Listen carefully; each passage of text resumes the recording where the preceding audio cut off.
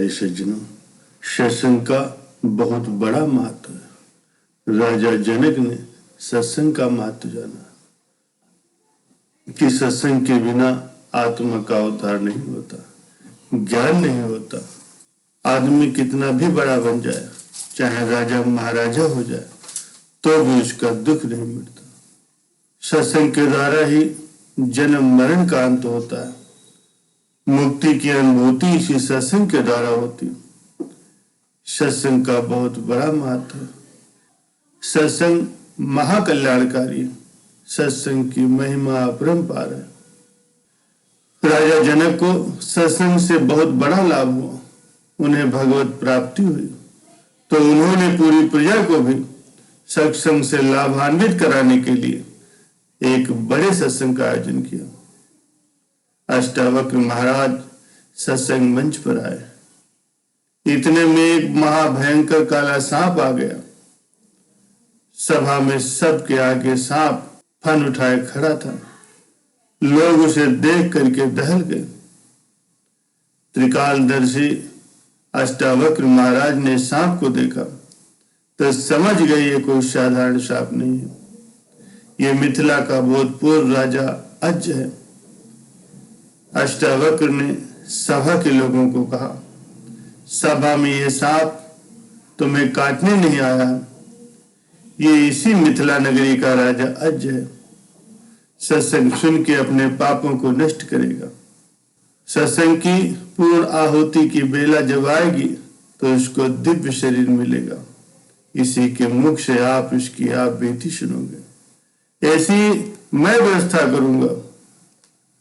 सत्संग चलते चलते जब पूर्ण आहुति की बेला आई तो सांप कुंडली मार कर बैठ गया और सत्संग सुनते सुनते वो बार बार अपना फन उठा करके उसे जमीन पर पटकता। फन पटकने से जब उसके खून निकल आया तो उसके अंदर से एक दिव्य ज्योति बाहर निकली और देखते देखते उसमें से एक दिव्य पुरुष जो देवता के रूप में थे प्रकट हुए। लोग देखते रह गए। वो देव पुरुष आगे बढ़ा। उसने राजा जनक का माथा चूमा, अष्टावक्र को प्रणाम किया।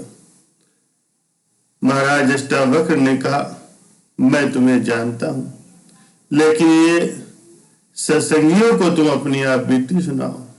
तब वो देव पुरुष राजा अज कहने लगे, मैं इसी मिथिला नगरी का राजा जनक से 6 पीढ़ी पहले का राजा अज हूं। किसी कारणवश मुझे मरने के बाद ऐसी तुच्छ योनि मिली। यमराज के पास मृत्यु के बाद जब मैं गया तो यमराज ने मुझसे कहा, तुम 1000 वर्ष सांप और अजगर की योनियों में जाओ और दुख भोगो। मैंने यमराज से हाथ जोड़ करके कहा, महाराज हम पर कृपा करो, 1000 वर्ष ऐसी तुच्छ योनियों में। तो यमराज ने कहा, कोई कुलदीपक बेटा या बेटे का बेटा या जो आपके वंश में जन्मा हो, अगर वह सत्संग करवाएगा, सत्संग के आयोजन में भागीदार बनेगा, तो तुम्हें अपने कर्मों से छुटकारा मिल जाएगा। तो राजा अज ने कहा, हे यमपुरी के देवता, मुझ पर कृपा करें। ऐसा आयोजन हो तो मुझे वहां उपस्थित होने का लाभ मिले। जो अपने कुल की संतान के द्वारा सत्संग हो रहा हो, तो मैं वो सत्संग अपनी आंखों से देखना चाहता हूं। सत्संग के वचन सुन करके मैं अपने जन्म जन्मांतर के पाप ताप और संताप को नष्ट करके ज्ञान का प्रकाश पाना चाहता हूं। हे यमराज, अगर आप कृपा करें तो यह वरदान दें। यमराज ने प्रसन्न होकर के कहा, तथास्तु, तुम्हारी सत्संग की मांग है जो जरूर पूरी होगी। फिर मैं चंद्रमा की किरणों के द्वारा गिराया गया। कई तुच्छ योनियों में भटकते भटकते मैं अजगर बना। रात को पेट भरने के लिए निकलता, मेढक या ऐसे ही जीव जंतुओं का मैं शिकार करता।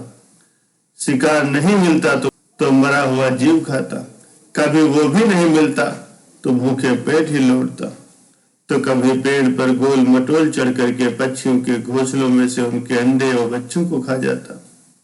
एक पूनम की रात जब शिकार नहीं मिला और सुबह सुबह जब सारे पक्षी किलोर करने लगे तो मैं अपनी बिल की तरफ लौट रहा था, तो चांदनी के कारण लोग जंगल में लकड़ियां और घास लेने के लिए जल्दी आ गए।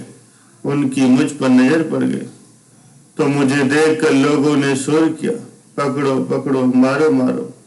मैं जल्दी जल्दी अपने बिल में घुसने लगा। आधे से ज्यादा घुस गया तो लोगों ने पत्थर से लकड़ी से मेरी पूंछ पर प्रहार किया। घसीटते घसीटते जैसे तैसे मैं बिल के अंदर घुसा। लहूलुहान होकर के मैं घसीटता गया। सोचा कुछ आराम पाऊंगा, लेकिन भाइयों, जिन्होंने भगवान के सत्संग के द्वारा आराम नहीं पाया, वो राजपथ जाने के बाद क्या आराम पाएंगे। मेरे खून की गंध जंगल के कीड़ों को लग गई, चींटियों को लग गई। कीड़े और चींटियों ने मुझे नोच नोच कर खाया। मैं उनसे जान नहीं छुड़ा सकता था। सत्संग के बिना राजा महाराजाओं की भी बहुत दुर्गत होती, इसीलिए मनुष्य को बड़े से बड़े पद पर आरूढ़ होकर के अथवा बड़ा बल पाकर कभी अभिमान नहीं करना चाहिए। ये पद सदा नहीं रहेंगे। ये पद, ये शरीर आकर के छूट जाएगा। फिर भी सदा जो साथ रहने वाला है परमेश्वर है। उस परमेश्वर के ज्ञान का, उस परमेश्वर के नाम का, उस परमेश्वर की प्रीत का प्रसाद जिसने नहीं पाया, वो सदैव परेशान रहेगा। इस परेशानी को मिटाने के लिए मैं आप सबसे प्रार्थना करता हूं, आप लोग रोज सत्संग सुने। मैं राजपाट के गर्व से बर्बाद हुआ। चींटियों ने नोच डाला, बहुत कष्ट पाया। 1 दिन बीता, 2 दिन बीते, 3 दिन बीते, 4 दिन बीते। मैं बेहोश पड़ा रहा। कहाँ तेजस्वी यशस्वी राजा महाराजा और कहाँ ये स्थित। 7वें दिन मेरे प्राण निकल गए। बहुत दुखी होकर के मरा, ऐसे कष्ट पाए। फिर जन्म मिला। एक अंडे से बाहर निकला तो मेरी माँ शर्पड़ी थी, उसी ने ही मुझे निकल लिया। कैसे कैसे जन्म पाए, मरता गया और फिर पैदा होता गया। लेकिन अब बाकी के 750 वर्ष मेरे माफ हो गए। उन्होंने महाराज अष्टावक्र के चरणों में प्रणाम किया और कहा, हम तो गुप्त रूप से सूक्ष्म रूप में रहते थे, लेकिन आपकी महानता है, इसीलिए हम प्रकट हुए। आपके भक्त हो जाने के लिए हम आए हैं। आपके भक्त होने के लिए मुझे अनुमति दीजिए। अष्टावक्र ने कहा, तथास्तु। हाथ से आशीर्वाद का संकेत किया। राजा अज को लेने के लिए विमान आया और उन्हें विमान में बैठा करके भगवान के पार्षद अपने साथ ले गए। राजा जनक ने उनको विदाई के लिए उनका अभिवादन किया और राजा अज आकाश मार्ग में अंतर्ध्यान हो गए।